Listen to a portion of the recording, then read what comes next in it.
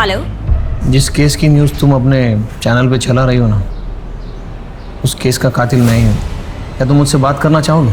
हाँ, एक मिनट, आप बस लाइन पे रहिए। मैंने वाद से 2 बार उसके सर पर वार किया। आवाज सुनकर औरत भी जाग गई और मैंने उसे भी मारा और उसके साथ बलात्कार किया। मैं 3 घंटे तक उस घर में था। मैंने कपड़े बिखेरे, खाना फैलाया और पूरा घर तहस नहस कर दिया। और ये बेवकूफ पुलिस वाले मुझे छोड़ सोरी गैंग को ढूंढते रहे। तुम लोगों को क्या लगता है ये ऐसी निकम्मी पुलिस तुम लोगों की रक्षा करेगी?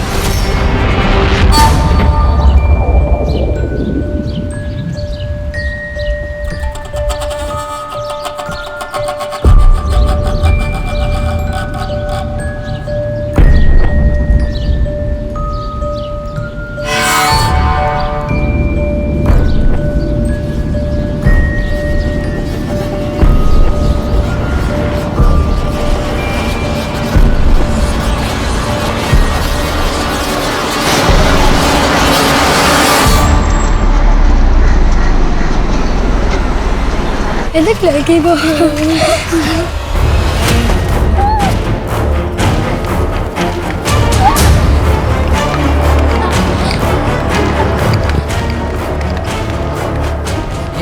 वो लड़की को देख कैसे भाग रही थी।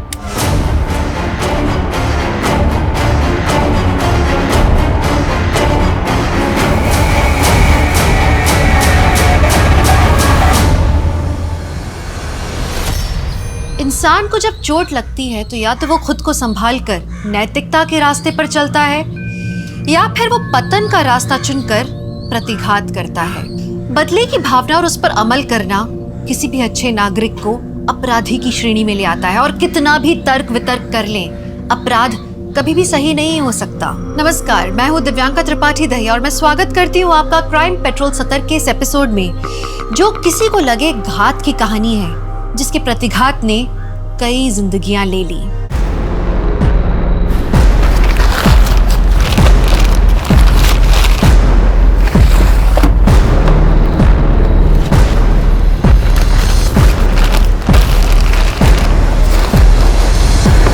राजू, भैया जी चल।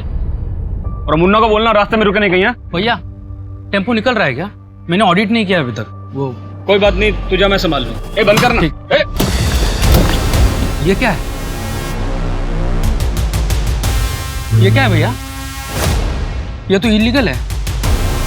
आप खुद तो फंसोगे ही और हम आपके साथ काम कर रहे हैं, पुलिस हमें भी तोड़ेगी। ए लेके जा टेम्पो। जो भी तूने देखा ना, उसके बारे में ज्यादा किचकिच मत कर। ये पकड़ और अपना मुंह बंद रख, आगे और भी मिलेगा। बेईमानी का काम मैं नहीं करूंगा भैया जी। आपका पैसा और आपका काम, आपको मुबारक।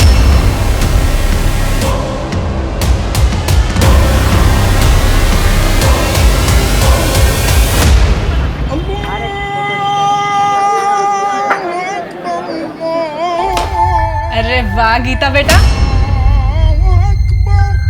Very good.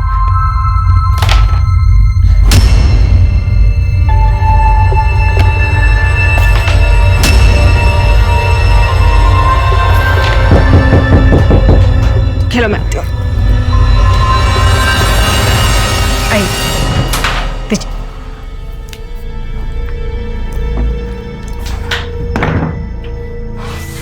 क्या हुआ? कुछ नहीं। अरे क्या हुआ बताओगे? अरे वो माधव भैया कट्टे का गैर कानूनी काम करते हैं। मैंने अपनी आंखों से देखा आज। फिर क्या, नौकरी छोड़ दी मैंने। अरे नौकरी छोड़ दोगे तो कैसे काम चलेगा? अरे सूरज का इलाज, हम पहले इतने कर्जे में हैं। अरे लेकिन ऐसी जगह काम करेंगे तो एक ना एक दिन मैं भी फंस जाऊंगा ना। मुझे सब कुछ पता है, तुम चिंता मत करो। और वैसे भी सिर्फ नौकरी के भरोसे सूरज का इलाज नहीं हो पाएगा, मुझे अलग से कुछ इंतजाम करना पड़ेगा। लेकिन कैसे? चाहे जो कुछ करना पड़े, लेकिन मैं इलाज के पैसे लाऊंगा जरूर।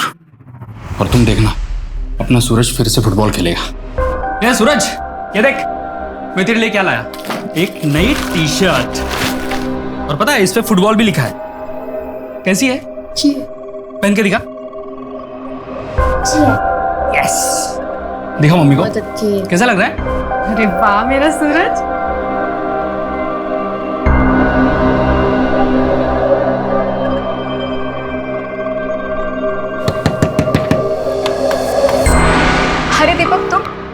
मैं चाय बना रही थी। नहीं बेला, थोड़ा जल्दी में हूँ। ये पैसे नीमा ने भिजवाया है। कल 5 टोकरियाँ बिकी थी ना, उसके है। वो सब ठीक है, लेकिन आओ अंदर, मैं चाय बना रही थी, अब साथ में चाय पीते हैं। अरे नहीं, ठीक है। अरे आओ, क्या तुम भी। ये लो। और बताओ, सूरज कैसा है? ठीक है, डॉक्टर ने बोला है कि जल्दी ठीक हो जाएगा, लेकिन पैसे बहुत लगेंगे, कम से कम 5 लाख। 5 लाख? हाँ। इतना सब कैसे करोगे आप? मैं अपने पापा से बात करूं? वो कुछ ना कुछ मदद जरूर कर देंगे। या फिर मेरे जो जेवर थे वो बेच के तुम्हारी मदद हो ही जाएगी। अरे इतना बोला वो बहुत है, मैं कुछ ना कुछ इंतजाम कर रहा हूँ ना। अच्छा, नीमा के घर से दहेज में कुछ नहीं मिला था क्या? मतलब अगर जेवर वगैरह होंगे तो वो बेच दो ना, उतनी ही मदद हो जाएगी। बेला, मैं निकलता हूँ। वो क्या है ना, घर पे सब लोग इंतजार कर रहे होंगे। अरे लेकिन चाय तो खत्म कर लो। सुनो दीपक, अरे दीपक, आते रहना। राशन का 2000, दवाइयों का 4.5, 6.5। अच्छा, चाय बना दूं आपके लिए? अरे नहीं, वो बेला के यहाँ से पी के आया हूँ मैं। अच्छा सुनो ना, वो 2000 रुपया था ना मेरे पास, उसमें से 1000 रुपये मैंने गायत्री काकी को दे दिए। उनके पास खाने के भी पैसे नहीं थे। कोई बात नहीं, किसी की मदद करना अच्छी बात होती। अच्छा किया। पापा जल्दी आइए। सूरज क्या हुआ? सूरज अरे इसकी तबीयत खराब हो गई, इसको हॉस्पिटल लेके जाना पड़ेगा। गीता, तू बेला आंटी के पास चली जा, ठीक है? मैं उनको फोन कर दूंगी और सीधा वहीं जाना, इधर उधर मत जाना। बेटा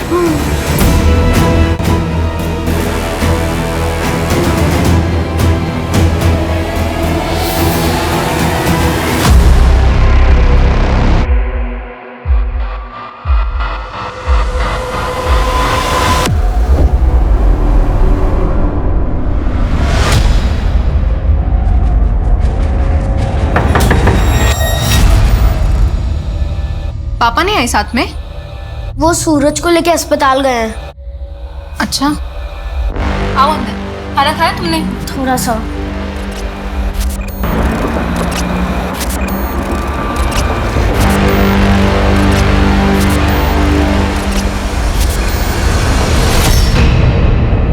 सुन नीमा, रात बहुत हो चुकी है, गीता को सुबह लाता हूँ। बेला को मैंने फ़ोन कर दिया है। डॉक्टर ने जो नई दवाई लिखी है, मैं क्या सोच रही थी, वो ले लें क्या?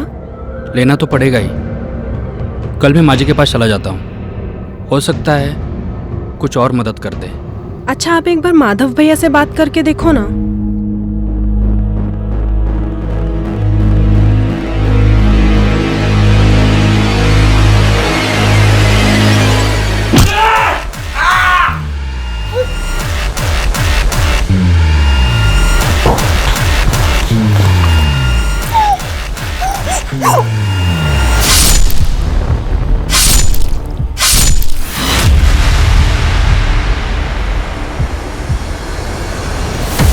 ये कमल, तेरा फेवरेट के घर पे बड़ा कांड हो गया है, पुलिस भी आया है।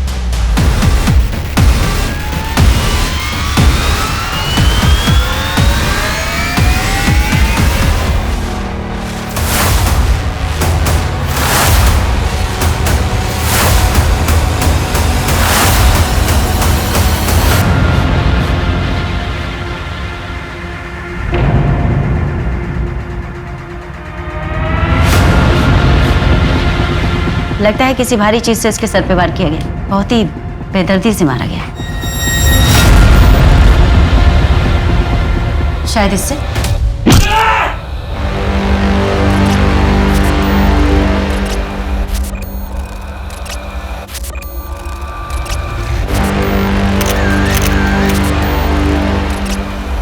बॉडी पर सिगरेट से जलाए हुए निशान हैं। मारने से पहले बहुत ज्यादा तकलीफ दी गई इसे। लगता है कोई इनसे बहुत नाराज था। पर किससे मैम? दीपक से या नीमा से?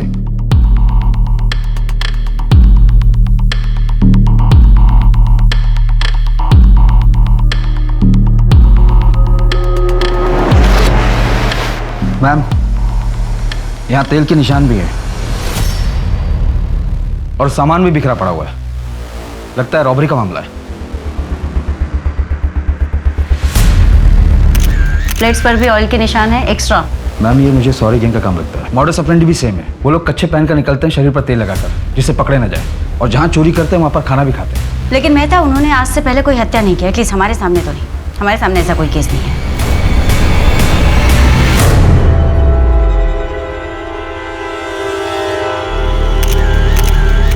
गोल्ड चेन, इसका लॉकेट भी है। अगर इस घर में रॉबरी हुई है तो फिर इतनी भारी गोल्ड की चेन यहाँ कैसे छोड़ सकते हैं? मैम ये देखिए, ऐसा लग रहा है कि 2 दीवार पर फोटो फ्रेम है, जिसे अभी भी निकाला गया है। फैमिली फोटो, बच्चे भी हैं। एक बेटा और बेटी है, सूरज और गीता। पड़ोसी ने बताया कि सूरज की तबीयत काफ़ी खराब हो गई थी, इसलिए कल रात उसे हॉस्पिटल लेकर गए और गीता को नीमा की सहेली बेला के घर भेजा गया। तो सूरज इस वक्त कहाँ है? एज फॉर सूरज, ऐसा हो सकता है कि नीमा ने अपने बेटे के लिए चेन बनवाई हो, या उसका नाम का लॉकेट वो खुद पहन रही है। मैडम जी, यहाँ कुछ है। इस बोरी पर खून लगा हुआ है। बोलो।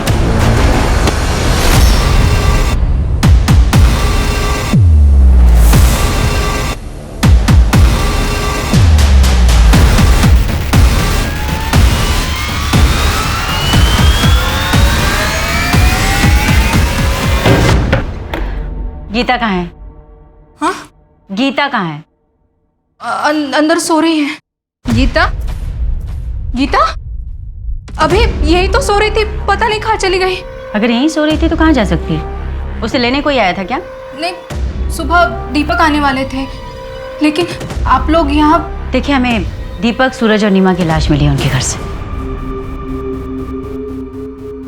क्या आप बता सकती है कि ये चेन नीमा की है? इतनी बड़ी गोल्ड चेन नहीं, ये नीमा की नहीं हो सकती। वो इतने अमीर है ही नहीं। सूरज के इलाज के लिए उन्हें 5 लाख जुटाने में बहुत मुश्किल हो रही थी। ये उनकी नहीं हो सकती। बेला जी, एक बात बताइए, अगर गीता यहाँ पर नहीं है तो कहाँ हो सकती है? कहाँ जा सकती है? नहीं, क्या उसके परिवार की किसी के साथ कोई दुश्मनी थी? नहीं, उनकी किसी से क्या दुश्मनी हो सकती है? नहीं। हाँ, लेकिन एक लंबा चौड़ा पठान कई दिनों से दीपक को ढूंढ जरूर रहा था। कुछ और? नहीं। अगर कुछ याद आए तो प्लीज फोन कर देना।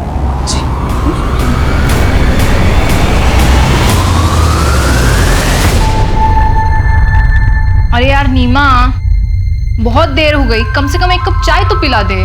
बस ये हाथ का काम समेट लूं, फिर बनाती हूँ। अरे तुम लोग अपना काम चालू रखो, मैं चाय बना देता हूँ। हाँ। यार नीमा, तुझे एक बात बोलूं, तू बड़ी खुशनसीब है कि तुझे दीपक जैसे पति मिले। अरे मतलब मेहमानों के बारे में जो इतना सोचता है, वो तो अपनी बीवी को पलकों पर ही बिठा कर रखता होगा ना।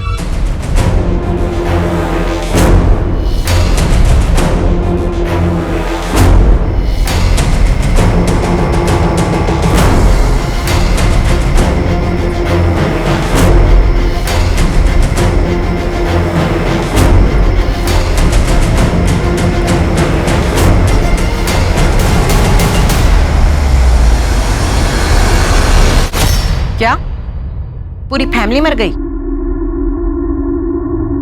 ठीक है, तो तुम अभी इतना बौखलाओ मत। मर्डर हुआ है तो पुलिस तो आएगी ही ना। ऐसा करो, तुम अंडरग्राउंड हो जाओ और तब तक इस शहर में मत आना जब तक हम ना बुलाएं। किसी काम के नहीं है मुस्टंडे, पैसा डुबा के ही मानेंगे। मैम, लोकल ज्वेलर से पता चला है कि वो केरला का डिजाइन। केरला पुलिस को फोटो भी भेज दी है। चेन बहुत ही महंगी है। अगर हमें कहीं से ये पता चल जाए कि वो चेन किसकी है तो शायद हमें कोई लीड मिले। प्रदीप, जिस तरीके से बॉडीज को प्लेस किया गया था उससे कोई पर्सनल एंगल लगता है। दीपक का सर पानी के अंदर, नीमा की बॉडी इतनी एक्सपोज्ड, ऐसे लगता है जैसे कोई खुन्नस खाया हुआ था। उन्हें देखना ही नहीं चाहता था। मैम, सॉरी गैंग के खिलाफ एविडेंस तो मिले हैं, पर मुझे भी एंगल पर्सनली लग रहा है। पर एक बात मेरी समझ में नहीं आ रही कि इतनी गरीब फैमिली को कोई टारगेट क्यों करे। सूर्य गैंग का कुछ और पता चला? एरिया में कई जगह दिखाई दिए, रेड अलर्ट जारी किया मैम। प्रदीप, नीमा और दीपक का पर्सनल एंगल भी खंगालो, हो सकता है केस वहां से जुड़ा।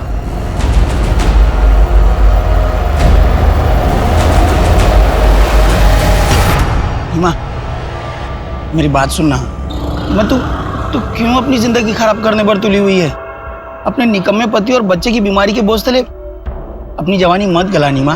अरे छोड़ ये सब झमेला और भाग चल मेरे साथ। मैं तुझे कोई तकलीफ नहीं होने। हिम्मत भी कैसे हुई मुझे ये सब बोलने की? ना तो मेरा पति निकम्मा है और ना ही मेरा बेटा मुझ पर बोझे। वो जगह तू अपनी फैमिली पे, समझा ना? मेरे पति और मेरे बेटे से मैं बहुत प्यार करती हूँ। दोबारा से मुझे ये सब बातें बोली ना तो पुलिस में शिकायत कर दूंगी तेरी, और मोहल्ले में भी जीना दुश्वार कर दूंगी तेरा मैं।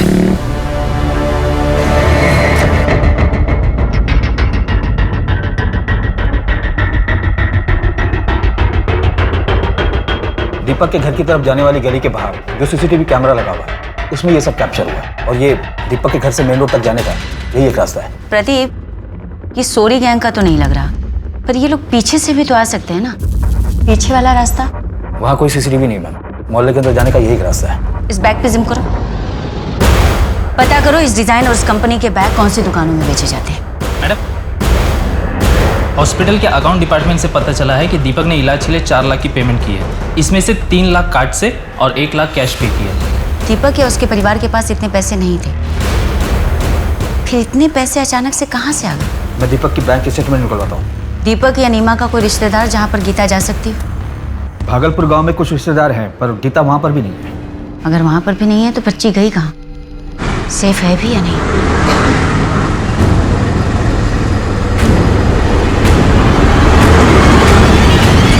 मैंने दीपक के बैंक स्टेटमेंट को चेक किया, उससे क्लियर पता चलता है कि उसने हॉस्पिटल को 3 लाख रुपए कार्ड से पे किए थे, और ये पैसे किसी वैष्णवी ने उसके अकाउंट में ट्रांसफर किए थे। वैष्णवी?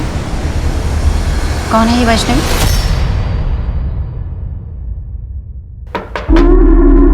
अरे आओ दरोगा, आओ। कहिए कैसे आना हुआ?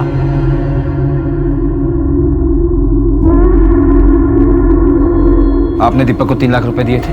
अब क्या करूं दरोगा बाबू, भलाई का काम ही नसीब में आया है। वक्त जरूरत पड़ने पर लोगों की मदद कर देती हूँ, और दीपक को भी 3 लाख रुपए मैंने ही दिए थे, पर सब कुछ कानून के हिसाब से। वो क्या बोलते हैं उसको, बैंक ट्रांसफर। और जब वो पैसे नहीं लौटा पाया तो आपने वसूली के लिए किसी को भेजा था? आफ्ताब को भेजा था। और आपके उस आफ्ताब ने एग्जाम्पल सेट करने के चक्कर में उसको और उसके पूरे परिवार को ही मार दिया। दरोगा बाबू, अगर हम ऐसे ही लोगों को मारने लगे तो लोग हमसे पैसे क्यों लेंगे? 3 लाख रुपए दिए थे, कोई सिक्योरिटी नहीं रखी? सिक्योरिटी के तौर पे घर के पेपर दिए थे उसने। अब तुम बोलोगे उसके मकान के चक्कर में मैंने उसको मार दिया। तुम मेरा घर देखो और उसका मकान देखो। ये आफ्ताब का है? वो तो अपनी गर्लफ्रेंड के साथ लखनऊ गया है घूमने। सर, मैंने वैष्णवी के बारे में सब कुछ पता कर लिया कि पैसों की वसूली के लिए आफ्ताब नाम का एक बंदा जाता है। हिस्ट्री शीटर है वो, और उस पर सेक्सुअल असॉल्ट के आरोप भी है। बेला ने भी यही कहा था कि दीपक के पीछे कोई लंबा चौड़ा पठान पड़ा था। हो सकता है ये पठान आफ्ताब ही हो। अपने खबरियों को अलर्ट करो, देखते ही आफ्ताब कब तक अंडरग्राउंड रहता है। सर, पर एक बात समझ में नहीं आ रही है कि जब दीपक के घर में भारी गोल्ड की चेन थी तो उसने वैष्णवी से पैसे उधार क्यों लिए? बोल भैया जी, थोड़े पैसों की जरूरत थी मुझे, हर महीने पगार से काट लीजिएगा, और आप बोलोगे तो मैं ओवर टाइम भी कर लूंगा। हाँ बोल, कितने चाहिए? वो 4 से 5 लाख की जरूरत। क्या 4-5 लाख? भाई दिमाग ठीक है तेरा? 10-20 हज़ार की बात होती तो मैं सोचता भी। कुछ भी बोल रहा है। 4-5 लाख, चल जा अपना काम कर। 4-5 लाख? नहीं, तू चीटर है। मैंने चीटिंग नहीं की है सूरज।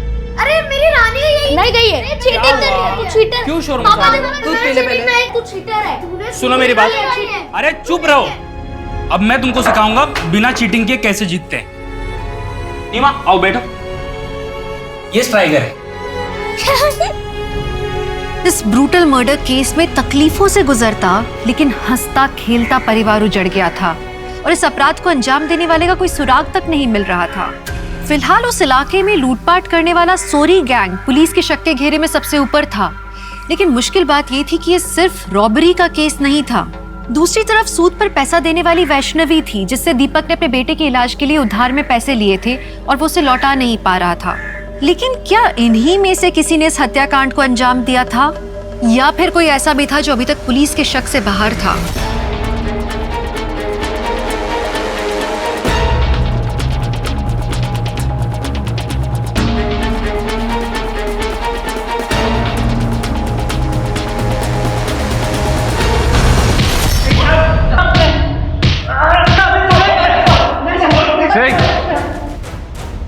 सच सच बता दो वरना और बुरा हाल करेंगे तुम लोगों का। सर कहा तो उस रात हमने उसी इलाके में चोरी की थी सर, लेकिन मर्डर वाली जगह पे हमारा ग्रुप चोरी करने नहीं गया था। हमने जहाँ चोरी की थी वो घर कई दिनों से बंद पड़ा था सर। सर सच बोल रहे हैं साहब। चोरी करते करते मर्डर भी करने लगे तुम लोग।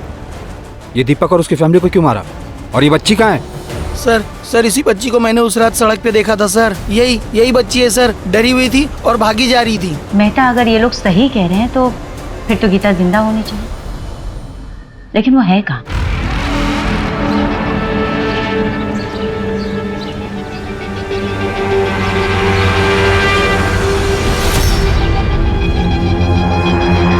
अकेले हो यहाँ? डरो मत, तुम्हारे मम्मी पापा नहीं है? मैं बेटा तुम्हारा नाम क्या है बताओ? गीता। तुम्हें भूख लगी होगी ना?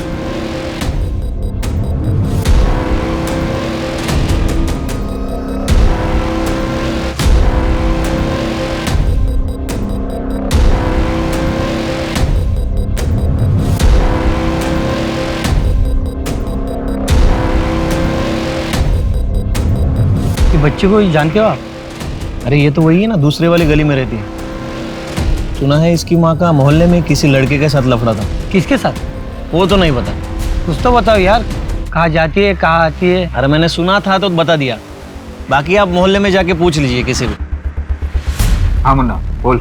मैडम पता चला है कि दीपक अपनी नौकरी से खुश नहीं था क्योंकि उसका चक्कर और उसका किसी लड़के के साथ चल रहा था। मुन्ना, तुम ये रोज रोज नई नई कहानियां मत सुनाओ। कोई सॉलिड एविडेंस और जानकारी हो तो बताओ। मैडम मुझे थोड़ा टाइम दो, मैं उस लड़के की पूरी कुंडली निकाल कर आपके सामने रख दूंगा। कामकाज में ठीक था दीपक, पर सच तो यह है कि वो अपनी सैलरी से खुश नहीं था। अपने बेटे की बीमारी की वजह से उसकी पैसों की ज़रूरत थी भी बहुत ज़्यादा। अब सर मुझे भी अपना धंधा रन करना है, किसी एक की सैलरी तो बढ़ा नहीं सकता, बाकी लोगों को भी जवाब देना पड़ता। उसका यहाँ पर किसी के साथ कोई पंगा था? नहीं, ऐसा कभी कुछ सुना तो नहीं, पर हाँ सर कुछ पता लगेगा तो आपको ज़रूर बताऊँगा। ठीक है। पोस्टमार्टम रिपोर्ट के हिसाब से दीपक के सर पर किसी भारी चीज से वार करने की वजह से उसकी मौत हुई, लेकिन उसकी बॉडी पर स्ट्रगल की कोई भी निशान नहीं। जबकि नीमा ने मरने से पहले बहुत स्ट्रगल किया, उसका रेप भी हुआ, वो भी मारने के बाद, यानी कि नेक्रोफिलिया। मतलब ये केस नीमा से कनेक्टेड है। शायद दीपक और सूरज कोलैटरल डैमेज थे। ऐसा भी हो सकता है कि कोई दीपक से नाराज हो, उससे बदला लेने का ये उसका तरीका, क्योंकि रिपोर्ट के हिसाब से पहले दीपक पर वार, फिर नीमा को मारा गया, फिर उसका रेप। नीमा और सूरज की मौत का टाइमिंग ऑलमोस्ट सेम है।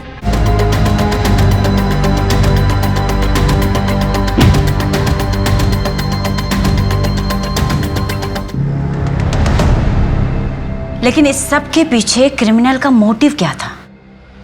मैडम, केरला से गोल्ड चेन की सारी इंफॉर्मेशन आ गई।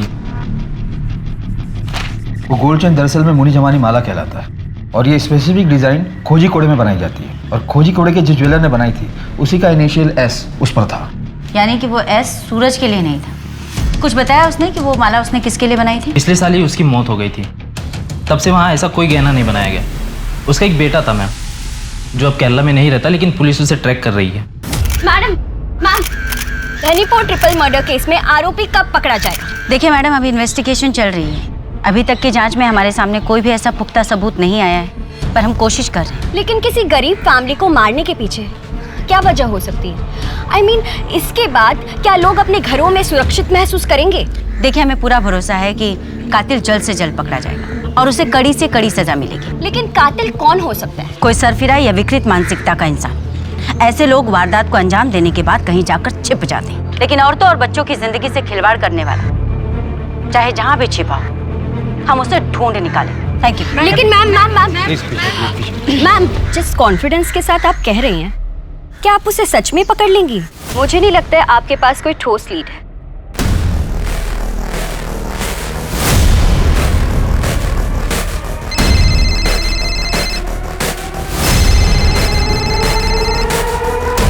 हेलो, जिस केस की न्यूज़ तुम अपने चैनल पे चला रही हो ना, उस केस का कातिल मैं ही हूँ।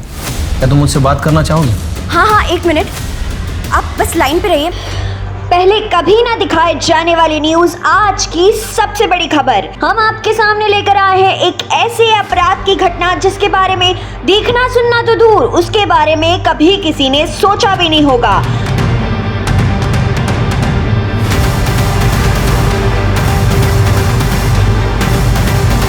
मैम, आपने न्यूज़ देखा? नहीं, क्यों, क्या हुआ? मैंने वास से 2 बार उसके सर पर वार किया। वही वास जो उनके घर को बहुत खूबसूरत बना रहा था। फिर वो बेसुध होकर बिस्तर से गिर गया। आवाज सुनकर औरत भी जाग गई और मैंने उसे भी मारा।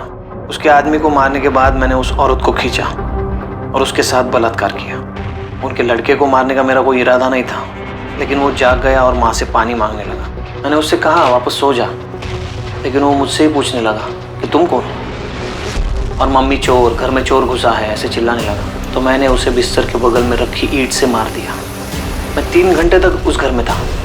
मैंने कपड़े बिखेरे, खाना फैलाया और पूरा घर तहस नहस कर दिया। और ये बेवकूफ़ पुलिस वाले मुझे छोड़ सोरी गैंग को ढूंढते रहे, जबकि मैं खुला घूम रहा था। तुम लोगों को क्या लगता है ये ऐसी निकम्मी पुलिस तुम लोगों की रक्षा करेगी? आपका नाम क्या है? नाम में क्या रखा है, मैं आप लोगों को बता रहा हूँ, ये निकम्मे पुलिस वाले मुझे कभी नहीं पकड़ पाएंगे, क्योंकि वो मुझ तक कभी पहुँच ही नहीं सकते।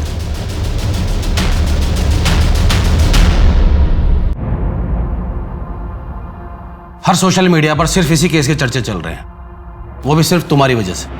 तुम्हें पता है इस केस को लेकर मुझ पर कितना प्रेशर है? आधी रात को उठकर आना पड़ा है मुझे। इस तरह से सोल्व करेंगे आप इस केस को? मिस गायत्री, 1 हफ्ते का टाइम है आपके पास, वरना अपने ट्रांसफर की तैयारी कर लीजिए। Okay sir, thank you. आपको वो वीडियो कहाँ से मिला पूजा जी? वीडियो वो तो मुझे एक रिलायबल सोर्स से मिला था। अगर उस वीडियो के फुटेजेस में कोई भी छेड़छाड़ या टेम्परिंग की गई होगी तो उस कातिल के पकड़े जाने के बाद में आप भी नहीं बचेंगे।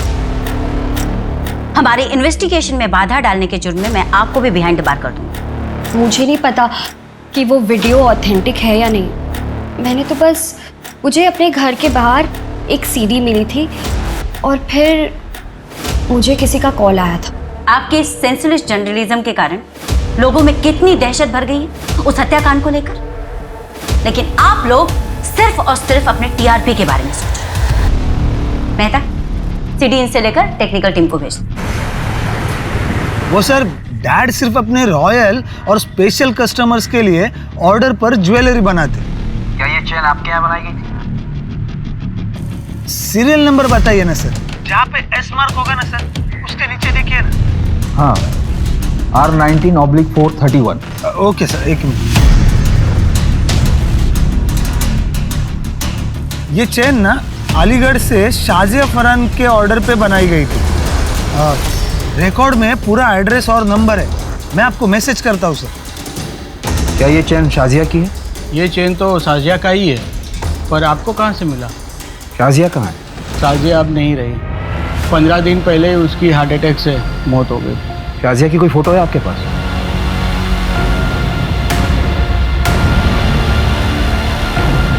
अभी ज्वेलरी के साथ उसे हमने दफन किया था। शाजिया के साथ ये बच्चा कौन है? ये हमारा नवाज है, शाजिया का बेटा। चैन की मिस्ट्री को सॉल्व करना पड़ेगा। एक काम करो मेहता, कोर्ट से ऑर्डर निकलवाओ। इस शाजिया की बॉडी को निकलवाते हैं, एग्जामिन करते हैं। मैम, मुन्ना का फोन भी आया था। उसने बताया कि नीमा के मोहल्ले में एक लड़का रहता है कमल, वो नीमा को पसंद करता था। ले आओ उसे भी।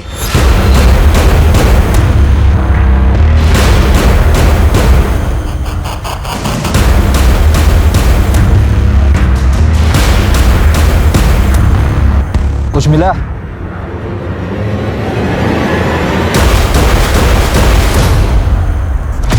डेड बॉडी पर एक भी ज्वेलरी नहीं है। बॉडी को पोस्टमार्टम के लिए भेजो। साहब, मैं सच्ची कह रहा हूँ साहब। उस रात मैं अपनी चचेरी बहन की शादी में गया था साहब। आप चाहे तो रिश्तेदारों से भी पूछ सकते हैं, पूरी रात वही था। तेरी चचेरी बहन का एड्रेस दे। मैम, कमल ने बताया कि वो उस रात अपनी चचेरी बहन की शादी में गया हुआ। हमने चेक किया और मुन्ना का कहना है कि कमल का प्यार एक तरफा था, नीमा की तरफ से कुछ नहीं था। तुमने ये शाजिया फरहान की फाइल पढ़ी मेहता? इसके साथ भी नेक्रोफिलिया हुआ था, जैसे नीमा के साथ। और शाजिया के साथ तो उसकी डेड बॉडी को कब्र से बाहर निकालकर बलात्कार किया गया।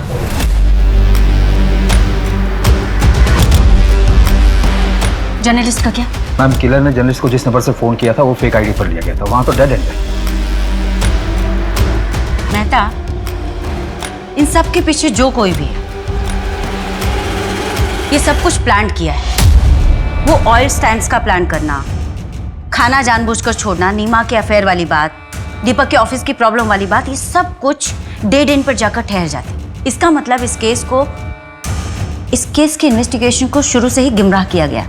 वो क्राइम सीन सिर्फ और सिर्फ हमें मिसलीड करने के लिए क्रिएट किया गया था। क्या सच में इस हत्याकांड की जांच उस शातिर अपराधी के बिछाए जाल में उलझती जा रही थी? इन्वेस्टिगेशन में ये इशारा जरूर मिल रहा था बार बार कि जुर्म करने वाला एक नेक्रोफिलियक है। अपराधी इतना शातिर था कि हर मिला हुआ सुराग अधूरा था। शहर के लोग दहशत में और पुलिस बेबस, बस एक लीड मिलने का इंतजार कर रहे थे सब। पापा आपने फिर से पकड़ लिया। मेरा चुपकली इधर बैठा है, आजा बाहर। चल चल अब मम्मी को ढूंढते, आजा। मम्मी मम्मी मम्मी कहाँ छुपी है?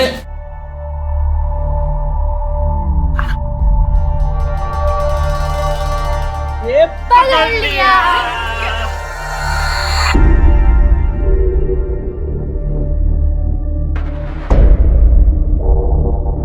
जिस दिन शाजिया की मौत हुई थी उस दिन शाजिया के घर पर कोई ज्वेलर आया था। शाजिया ने अपनी सहेली को फोन करके कहा था कि अगर उसे ज्वेलरी देखनी हो तो उसके घर आ जाए, क्योंकि वो ज्वेलर बहुत ही सस्ते दामों में ज्वेलरी बेच रहा था। हालांकि शाजिया की सहेली शाजिया के घर नहीं आई थी और शाम को जब शाजिया के पेरेंट्स घर आए तो उसकी मौत हो चुकी थी। लेकिन सवाल अभी भी वही है मेहता, क्या कातिल ने जानबूझकर ये सब कुछ सिर्फ इसलिए किया कि वो दीपक और नीमा को मारना चाहता था? उसका टारगेट आखिर कौन था, दीपक या नीमा? और फिर इसमें साजिया कहाँ फिट बैठती? मैम यहाँ हत्या का मोटिव समझ में ही नहीं आ रहा है। वो बच्ची गीता भी नहीं मिल रही। सच कहूँ तो मुझे उस बच्चे की फिक्र होने लगी। पता नहीं ठीक होगी भी या नहीं।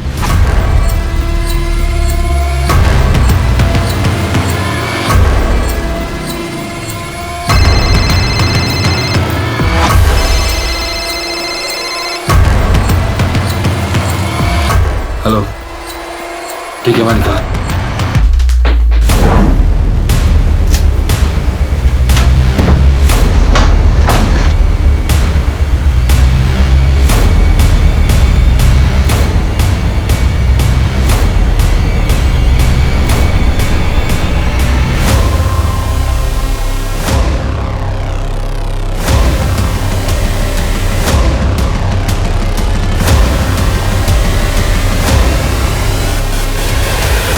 किसका ये?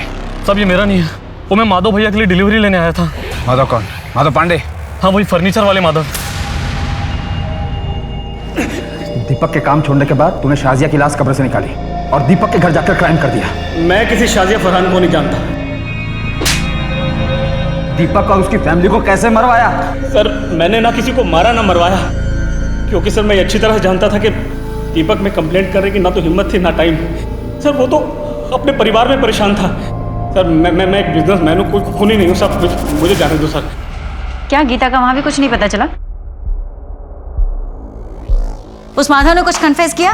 नहीं मैम, कट्टो का इलीगल बिजनेस से यही कन्फेस किया। उसका कहना है कि इस हत्या में उसका कोई हाथ नहीं है। चार्जशीट तैयार करो, इलीगल वेपन और ट्रैफिकिंग के केस में अंदर ही रहो। मैम कमल से भी कुछ निकल नहीं पा रहा है। वो उस रात अपनी चचेरी बहन की शादी में गया था और सुबह 6 बजे निकला था वहां से।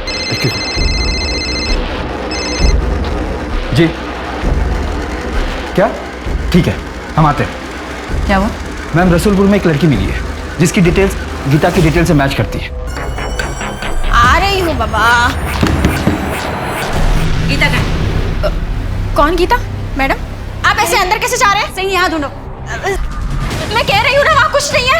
आप ऐसे कैसे किसी के घर में घुस सकते हैं? मैं बोल रही हूँ ना सर, मैडम मैं बोल रही हूँ ना यहाँ पर कुछ भी नहीं है। कौन कौन रहते हैं यहाँ पे? मैं और मेरा पति। मैडम देखिए आप जाइए यहाँ से। चप्पल तो किसी बच्ची की लगती है। मैंने कहा ना यहाँ कोई बच्ची नहीं है। एक तो आप बिना किसी परमिशन के मेरे घर में घुस आए हैं और ऊपर से मुझसे क्वेश्चन कर रहे हैं। आप जाइए यहाँ से। मैडम वहाँ कुछ नहीं है, सिर्फ कपड़े हैं। हाँ तो देखने दो। बेटा बाहर आओ, डरो मत। हमें ना किसने किडनैप किया इसे? तूने किडनैप किया? तेरे पति ने? आओ।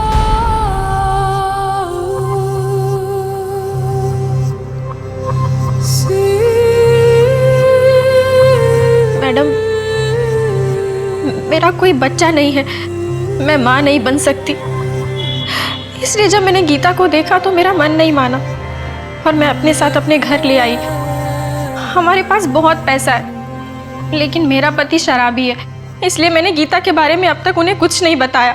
पता नहीं गीता किसी भी आदमी को देखती है तो ऐसे डर जाती है कि अलमारी में जाके छुप जाती है। अगर ऐसी बात है तो तुमने पुलिस स्टेशन में इन्फॉर्म क्यों नहीं किया? हम पिछले 15-20 दिनों से इस बच्ची की तस्वीर लेकर यहाँ वहाँ ढूंढ रहे। मैंने न्यूज़ में देखा था कि मर्डरर ने किस तरीके से आप लोगों को चैलेंज किया था। मुझे गीता की जान की चिंता है, इसलिए मैंने किसी को कुछ नहीं बताया। हाँ, लेकिन गीता ने अपने माँ बाप के कातिल को देखा है।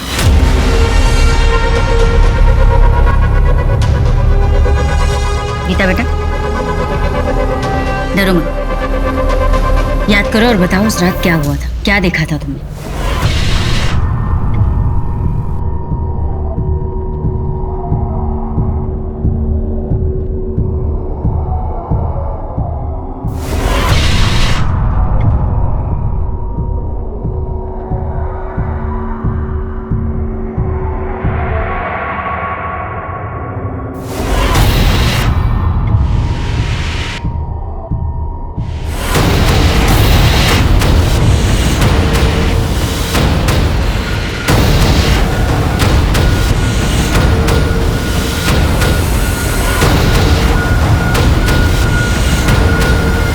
मैंने उसका चेहरा नहीं देखा, उसे सिर्फ पीठी नजर आ रही थी और वो बार बार अपने हाथों पे ऐसे खुजा रहा था।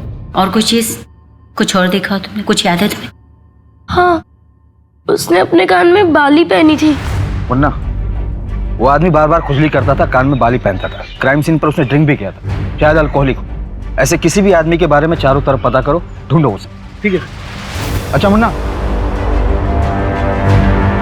तुमने एक बार नीमा के अफेयर के बारे में बात बताई, पर आगे कोई लीड नहीं दी। कि बच्चे को जानते हो आप? देखो भाई, लड़के के बारे में कुछ मालूम नहीं मुझे। माँ के बारे में पूछेंगे तो मोहल्ले में कोई भी तब वो खुजली करते जा रहा था और मेरे को नीमा के बारे में बता रहा था। तुमने उसे देखा था? स्केच बनवा सकते हो? हाँ साहब, कोशिश करूंगा।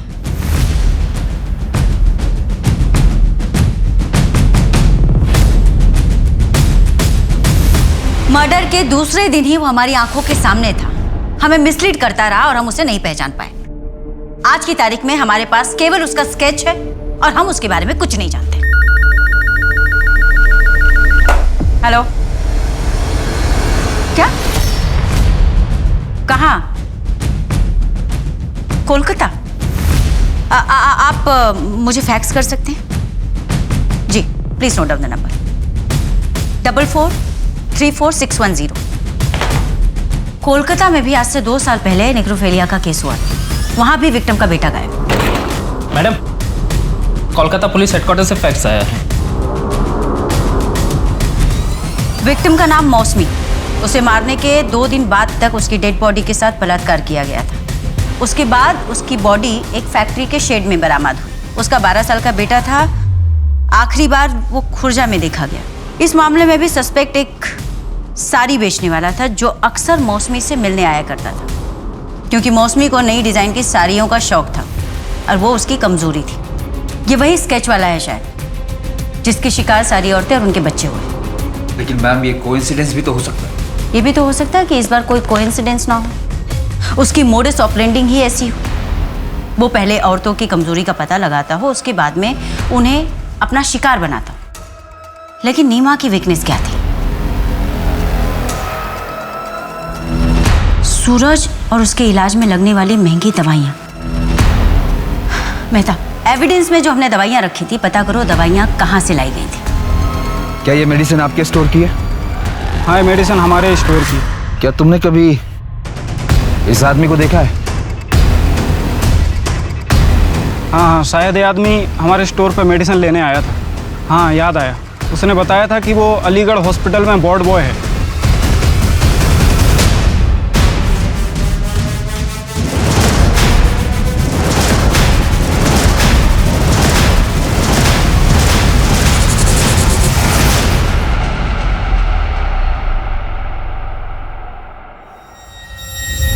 अरे सूरज, सूरज, मना किया ना तुझे, कभी सुनता नहीं है मेरी बात।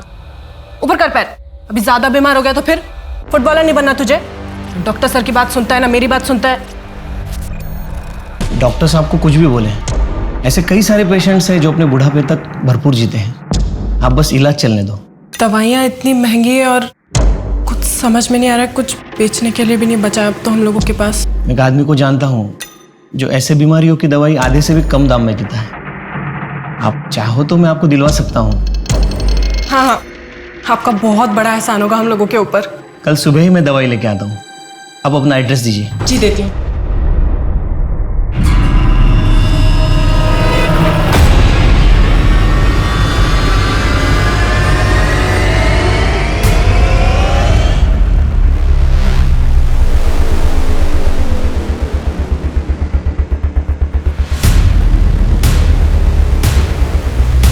चेक करो।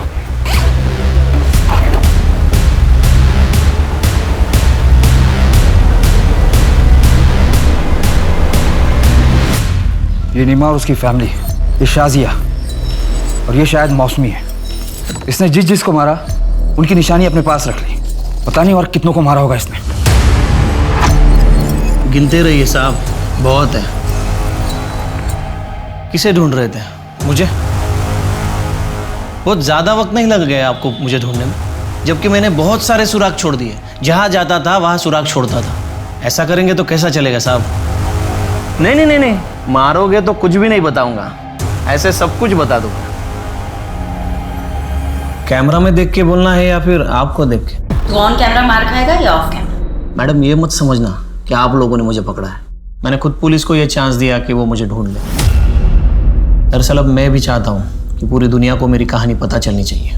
उनको पता चलना चाहिए कि मैं कोई शिकारी नहीं बल्कि खुद शिकार हुआ हूँ। मुझ पर भी जुल्म हुए हैं, मैं भी विक्टिम हूँ। इसीलिए तूने एक के बाद एक मर्डर किया, उन लोगों का भी जिनका कोई कसूर नहीं। क्या बिगाड़ा था उन लोगों ने? आपके बाल भी सीधे हैं क्या? हाँ, मैं भी सीधी और मेरे बाल भी, पर जलेबी की तरह। तू ये बता कि सूरज और नीमा ने तेरा क्या बिगाड़ा? मैंने तो उसकी मदद करी है। कैसे डांट रही थी उसे? मना किया ना तुझे, क्यों उतर रहा है बेड से? कभी सुनता नहीं है मेरी बात। नवीन बेटा क्या हुआ? रो क्यों रहा है? ऐसा कर, जी भर के रो ले। रोने से ना जी हल्का हो जाएगा। वैसे भी रोने से कोई नामर्द थोड़ी हो जाता है। और तू तो मेरी बहादुर लड़की है ना? मामू, लड़की जैसे रहना अच्छा नहीं लगता। तू एक लड़की है। नहीं माँ, मैं एक लड़का हूँ और रोज ऐसे लड़कियों की तरह सजूंगा नहीं। तू लड़की है और लड़की की तरह ही रहेगा और तुझे रोज सजना पड़ेगा, समझा? मैं लड़कियों की तरह नहीं सजूंगा।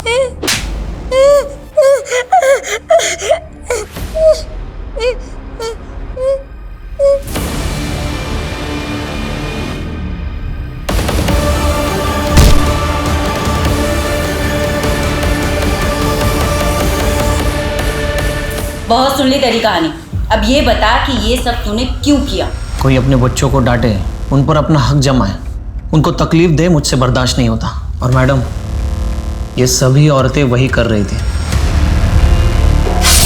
मैंने उन्हीं औरतों को मारा जिनके बाल सीधे थे, और उन सभी औरतों के बालों में से मुझे वही खुशबू आती थी जो मेरी माँ के बालों में से आती थी। मुझे जितना तुझ पर गुस्सा आ रहा है ना, उससे कहीं ज्यादा तरस आ रहा है। जिस माँ की जातियों और परवरिश की तू बात कर रहा है ना, तू बिल्कुल उसके जैसा बन गया। मैं कोर्ट से रिक्वेस्ट करूंगी कि तुझे ऐसी कड़ी से कड़ी सजा मिले ना कि दूसरा कोई तुझ जैसा ना बने। नवीन पूरी दुनिया को ये बताना चाहता था कि उसके साथ कितना अन्याय हुआ था। उसे ये लगता था कि वो शिकारी नहीं, वो खुद शिकार है, जबकि सच्चाई ये है कि एक मानसिक आघात ने उसे नेक्रोफिलियाक बना दिया था। उसने जो किया था वो कोई मामूली अपराध नहीं था। महिलाओं के प्रति भारी नफरत ने उसे अंधा बना दिया था और प्रतिघात में वो मासूम औरतों पर हमला करता था। अपने ऊपर हुए घात से उबरकर सही दिशा में बढ़ना ही इंसानियत है। यही फर्क है एक अच्छे नागरिक और एक अपराधी के बीच में। आप अपनी हर प्रतिक्रिया में नैतिकता को याद रखें। इस आशा के साथ मैं दिव्यांका त्रिपाठी दया अब लेती हूँ आपसे विदा। फिर मिलूंगी एक नई सच्ची कहानी के साथ। आप देखते रहें क्राइम पेट्रोल सतर्क। जय हिंद।